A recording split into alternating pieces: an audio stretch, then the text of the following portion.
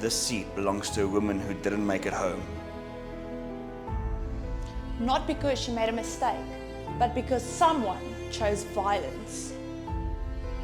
As leaders, we refuse to live in a country where women don't make it home. Today, We refuse. to be silent. This fight belongs to all of us.